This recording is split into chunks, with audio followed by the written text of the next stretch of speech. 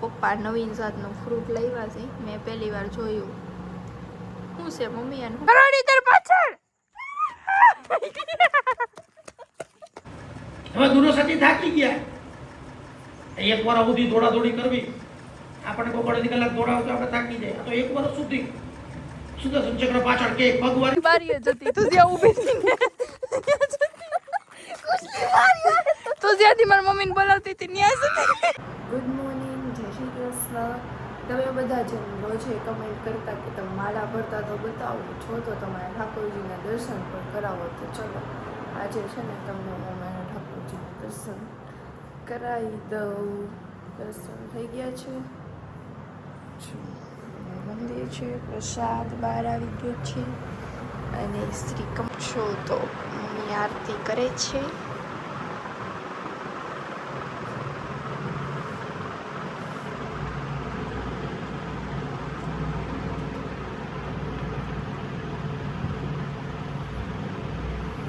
શ્રી વલ્લભ નંદના કરત કૃપાલી હસ્ત દે માથે જે જીવ શરણે આવે એની સહી કરશો પદ શ્રી ગોર્ધનનાથ પરમ કૃપાળુ ચતુર ચિંતામણી રાખે ઉદારા વહી જાય પછી કૃષ્ણદાસ કાજ સબ સરહી જો જાણે શ્રી વિઠ્ઠલનાથ પરમ કૃપાળુ શ્રી વલ્લભ નંદના કરત કૃપાલી હસ્ત દે માથે.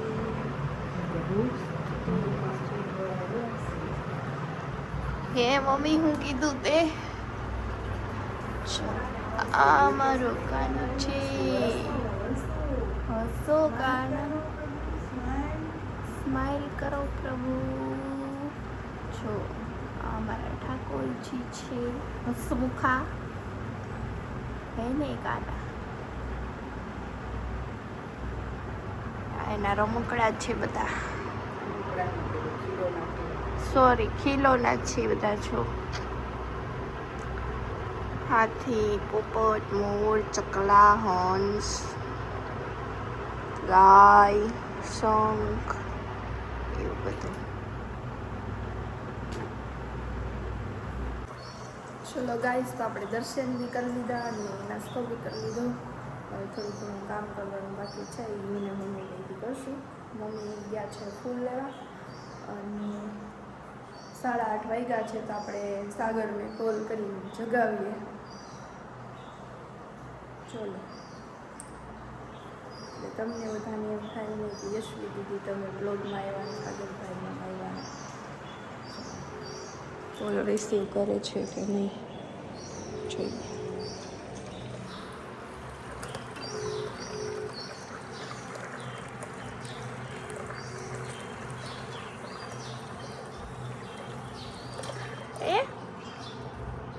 સાયગા, ગુડ મોર્નિંગ. જય શ્રી કૃષ્ણ. હજુ તો ઊંઘમાં છે. જાગો. આંખોય નથી ખુલતી કે ખુલે છે? આમ કરીને ખોલો. આમ આમ આંખને પકડીને ખુલી. હે તો ઉઠી જાઓ હવે. બોરનું શું હોય પછી? રોજ ઉઠી જ જાઉં છું. 8:30 થઈ ગયા હો. હા, ક્યારે ઉઠશો? 8:30. તો 8:30 તો થઈ ગયા. 8:34 થઈ. ઉઠી જાઉં છો? સારું, હાલો ઉઠી જાઓ.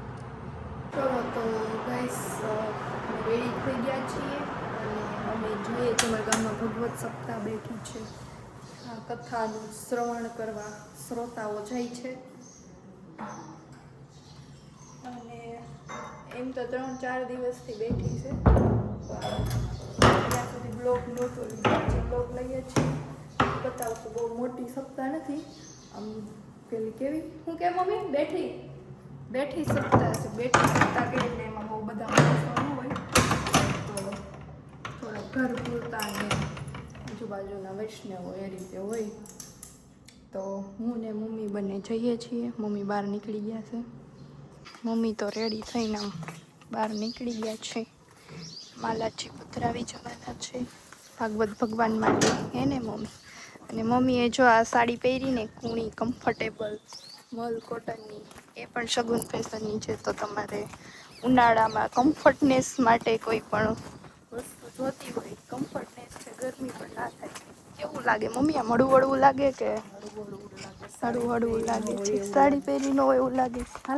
અને આ અમારી સામે રહે છે જ્યોત અને માર્ગી, સપ્તાહ સાંભળવા.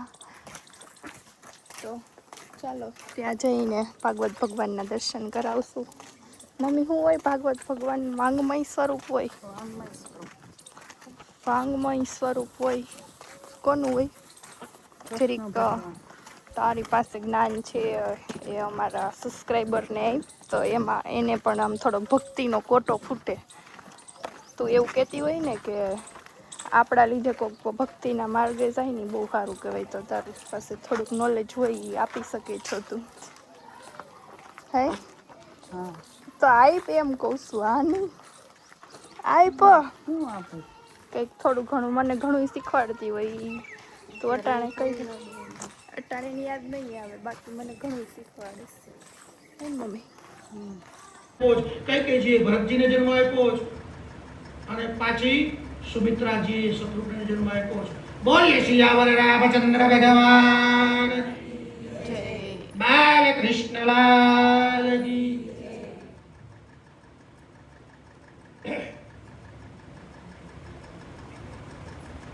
હવે આ ભગવાન રામનું પ્રાગટ્ય છે.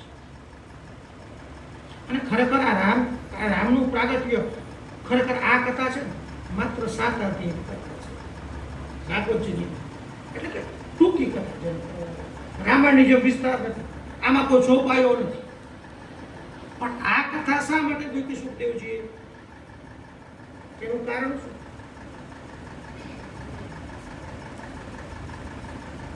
આપણે તો કથા આટલા વર્ષથી સાંભળીએ છીએ.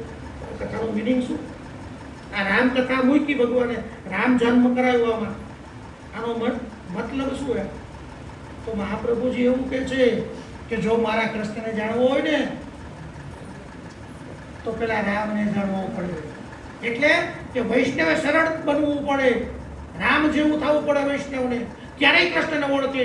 એટલે રામકૃષ્ણ સાથે બોલી આપે. વૈષ્ણવ કેવો જોઈએ? રામ જેવો સરળ જોઈએ. કૂડ કપટવાળો વૈષ્ણવ ના ચાલે. રામ જેવો સરળ વૈષ્ણવ થાય ને તો એ જ મારા કનૈયાને ઓળખી શકે. એટલે અહીંયા રામકથા મૂકી છે, રામ જન્મની કથા કીધી. આનો મહત્વ આ છે. બાકી તો રામ જન્મ નથી. બે સરખા જ કેવા છે કે આવડા રઘુવર છે, નાનો આ તો યદુવર છે. મો રઘુવર યદુવર મોહન પીત વસન અરુ તદ ઘનશ્યામા. કે બે જણા પીળા જ વસ્ત્રો પહેરે છે, બે જણા કાળા છે, ઘનશ્યામ છે. અને આને જે ધનુષથી કામ કર્યું ને એ આને વેણુથી કર્યું છે. બે પણ આવ્યું છે. ઓલાએ બાણથી શું કર્યું તો કે રાવણ 10 હરત જીત અસુર સહાયો, 10 માથાવાળા રાવણને માર્યો. અને આને શું કર્યું? ઇન્દ્રનો ગર્વ ઉઠાવ્યો. શું? રાસ પંચાધ્યાયમાં આ ભગવાને પોતાની વેણુથી આ રાસ પંચાધ્યાયની લીલા કરી, એમાં એને ઇન્દ્રનો ગર્વ ઉઠાવ્યો છે. આ રાસ પંચાધ્યાયનો હેતુ છે. ખરેખર રાસ છે ને એ કોઈ મોજ મજા માટે નથી. રાસ છે ને એ મનનું અભિમાન ઉતારવા માટે છે. ઇન્દ્ર જેવા ઇન્દ્રનો ગર્વ ભગવાને રાસ થકી ઉતાર્યો છે. આ રાસ પંચધ્યાયની કથા કહે છે. એટલે આ બેના કામ સરકાર છે. મારું પરણવાનું થતું હતું, મને પરણવા ન દીધો. આમ ગુસ્સો થવા માંડ્યો. આવ્યા ખારા થતા થતા લક્ષ્મીજીએ કીધું પ્રભુ નારદ આવે છે. એટલે પ્રભુ હસવા માંડ્યા. દેવી તમે બોલતા નહીં, હું સૂઈ જાઉં છું. તમે જુઓ, લીલા જુઓ. નારદજી કે શું છે? ક્યાં પ્રભુ? લક્ષ્મીજી કે તો શું થાય છે? અરે માલા માતા કે જાઓ ને જલ્દી ઉઠાડો. આજ તો મારા પ્રભુ એટલે ડકો જ થવાનો છે. મારે જેને કેવું જ પડશે. એના મનમાં સમજે છે શું? તો પણ શિવ શું? પ્રભુને ઉઠાડો. ભગવાન દાંત કાઢે. નારદજીને ગુસ્સો આવ્યો. કે ભગવાન તમે આવું જો હસો છો, તમે મારી મસ્કરી કરી, આ દુનિયા આખી મારી ઇજ્જતના કાકરા થઈ ગયા, એમાં તમે દાંત કાઢો. જાઓ, મારો તમને શ્રાપ છે. જેમ હું લગ્ન વગરનો રહ્યો એમ તમારા લગ્ન થશે ને એટલે તમે તમારી આખા આજીવન તમને તમારી પત્નીનું સુખ નહીં પડે. હવે પછીના અવતારમાં જાઓ. એટલે રામા અવતારમાં રામ અને સીતાબી ભેગા જાજો ટાઈમ રહ્યા જ નહીં. માત્ર કેટલા દિવસ રહ્યા? રામાયણમાં ઉલ્લેખ છે કે રામ અને સીતા માત્ર 1.5 વર્ષ નહીં, 11.5 મહિના જ બે સાથે રહ્યા. લગ્ન પછીના 9 દી અને રાવણને માર્યા પછી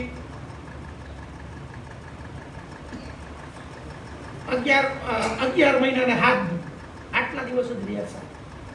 બાકી 2 વિયોગ. આ નારદજીનો શ્રાપ છે. બોલ્યો શ્રી ભાગવત ભગવાન કી જય. શ્રી ગિરિરાજ ધરન કી જય. શ્રી બાલકૃષ્ણ લાલ કી જય. શ્રી રામચંદ્ર ભગવાન કી જય. શ્રી શ્યામ સુંદર યમુને મહારાણી કી જય. શ્રી વલ્લભાધીશ કી જય. શ્રી ગોસાઈજી પરમ દયાલ કી જય. તો જો ગાઈસ, અમે બપોરે કથા સાંભળી, ઘરે આવી ને જમી, રસોઈ બનાવી, જઈમાં પછી થોડો ઘણો આરામ કર્યો અને પાછા 3 વાગ્યા એટલે કથા સાંભળવા નીકળી ગયા છીએ. એને કમરા જો અમારી સ્કૂલ છે, હું આમાં જ ભણતી. ત્યારે તો છે ને આમાં ઝાડવાને એવું બધું હતું. તો પેલું પ્રાર્થના કરે ને, પ્રાર્થના ને એવું બધું છે ને ઝાડવા નીચે કરતા. તો બહુ મજા આવતી. કા મમ્મી? તું આવતી? તો થોડીક આવતી હોય. 26મી જાન્યુઆરી ને એવું હોય ને ત્યારે કાર્યક્રમ હોય, ત્યારે મમ્મી આવતી હોય. ને પછી ક્યારેક એમ એકાદા લેક્ચરમાં એવું થાય ને કે આજે ક્લાસમાં ગરમી થાય ને એવું, તો ટીચરને કંઈક ટીચર આજે બહાર લઈ જાવ ને, એટલે એને બહાર ઝાડવા નીચે બેઠા બેઠા ટીચર ભણાવતા હોય ને બહુ મજા આવતી. અને હવે મમ્મી આપણે કથામાં ક્યાં પહોંચ્યા છે?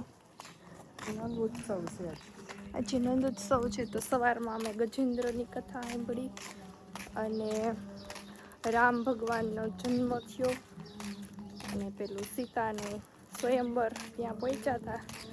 અત્યારે ચાલુ થઈ ગયું હોય એવું લાગે, 10-15 મિનિટ થોડુંક મોડું થઈ ગયું એટલે. અને આ ભગવાનની માયાથી કંસના જે બધા દૂતો છે એ બધા ઘસઘસાટ ઉડી ગયા છે.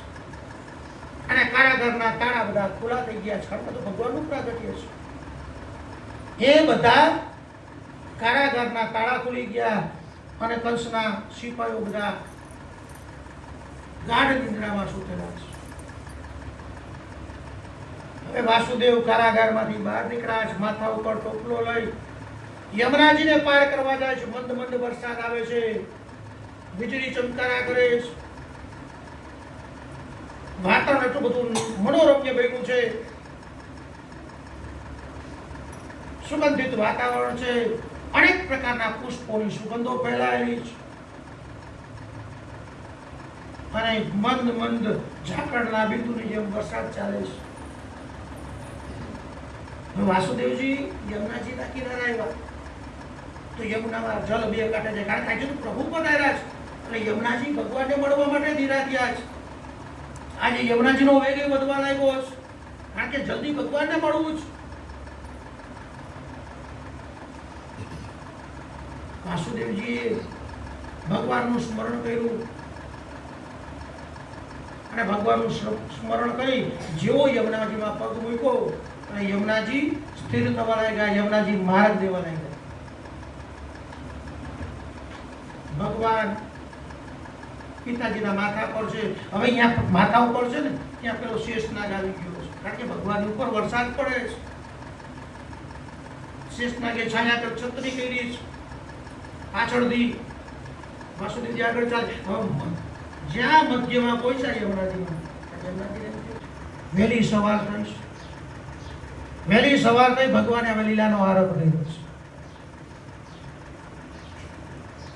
નંદ યશોદા રોહિણીજી બધા સૂતા છે. વહેલી સવારનો પરોઢનો સમય છે. હવે ભગવાને લીલાનો આરંભ કર્યો. ભગવાને રોવાની શરૂઆત કરી. ભગવાને રુદન ચાલુ કર્યું. યશોદાજીની નિંદર ખોલી. ઓહો, મારે કે લાલો જ મારી કે લાલો થયો છે. એટલે રોહિણીજીને અવાજ મળ્યો, દીદી સુનતી હો, લાલો ભયો.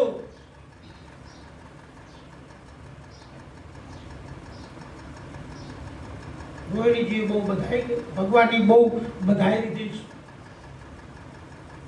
ખૂબ દુખણા લીધા છે. બે આનંદિત છે. દાસીને કીધું કે જાઓ નંદરાયને ખબર કરો. નંદરાયજી ગૌશાળા માટા મારે છે. દાસી ગઈ, હે નંદ બાબા, હે નંદ બાબા કરતી તો નંદરાયજી ગૌશાળામાં કહે છે, હે દાસી આટલી દોડીને શું આવે છે? બોલ તો કરી છે શું? પેલી દાસી કેવા લાગી, હે नंदराय आपके यहाँ लालो भयो. क्या लालो भयो? આ બ્રજભાષા. વસુદેવજી આનંદિત કેવા નંદરાયજી આનંદિત થયા છે. નંદરાયજીએ પોતાના ડોકમાંથી હીરા જડિત રાણમાળા હતી ને એ દાસીને આપી દીધી. અને એક નિયમ છે, પુત્ર જન્મની વધાઈ મળે એટલે જે વધાઈ આપે એને કાંઈક આપ તમારા હાથમાં આવે આપી દેવું જોઈએ. પણ છૂટા પૈસા સિક્કો કાઢીને ન દેવા. વધાઈ તો મોટી હોય, જેવી તમારી ખુશી એ પ્રમાણેની વધાઈ હોય. પછી તમે સિક્કો કાઢીને દો તો તમારું બનાવવું કહેવાય. જેવી ખુશી હોય ને એ પ્રમાણે વધાઈ હોય. એના નિયમ છે કે પુત્ર પ્રાપ્તિની જો વધાઈ મળે ને ત્યારે તમે ગમે એટલું કોઈને બક્ષિસ આપો ને ગમે ત્યાં બહુ ઓછી છે. નાગરાજજીને ખબર પડી લાલો ભયો. એવં તબ્રાવિષ્ટ દેવકી આયા વાસુ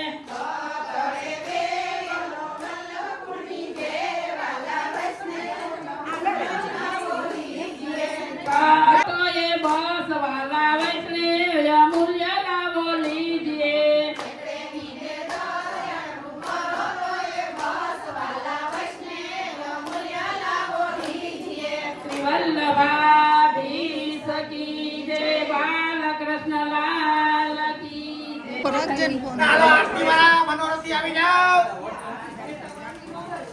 મનોરથી ક્યાં ગયા?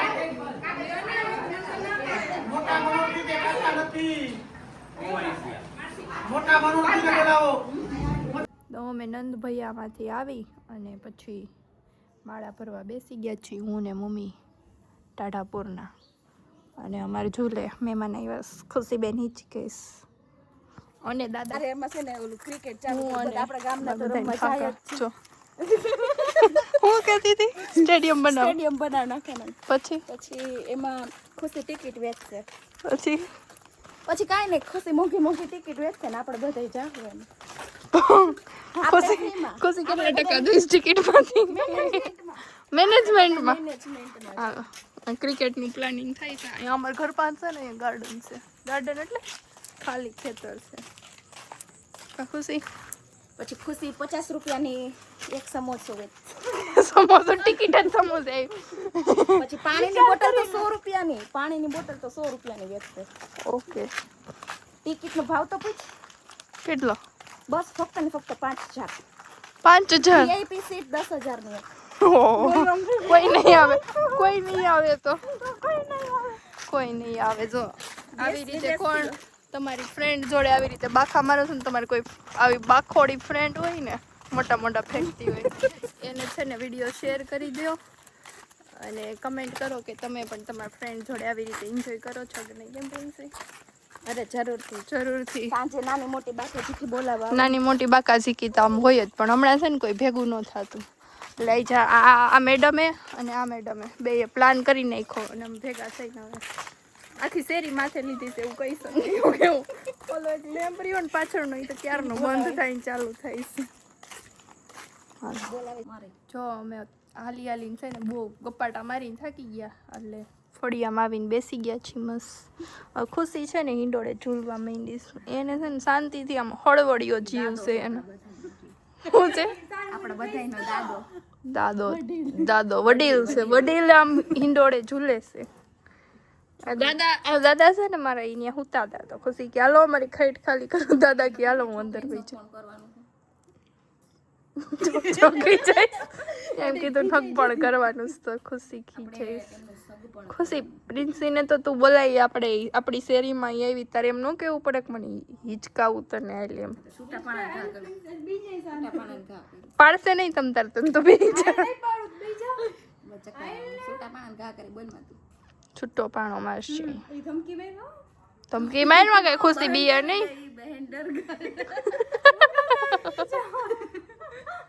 એક પપ્પા નવીન જાતનું ફ્રૂટ લાવ્યા છે, મેં પહેલી વાર જોયું. શું છે મમ્મી? આને શું કહેવાય? મોટેથી બોલો ને, જીરી સંભળાતું. રામફળ. એ કેવું હોય? આમ હરખું ખોલ ને. રામફળ જોતા તો સીતાફળ જેવું લાગે. આ તો સીતાફળ જ છે. રામ ને સીતાની જેમ, રામફળ ને સીતાફળ. જો કોને ખાધું છે ગાઈસ કમેન્ટ કરો. મેં તો પહેલી વાર જોયું. મમ્મી કેવું લાગે? સીતાફળ જેવું જ લાગે, પણ છે રામફળ, ઓલું સીતાફળ. હસબન્ડ વાઈફ એની જેમ.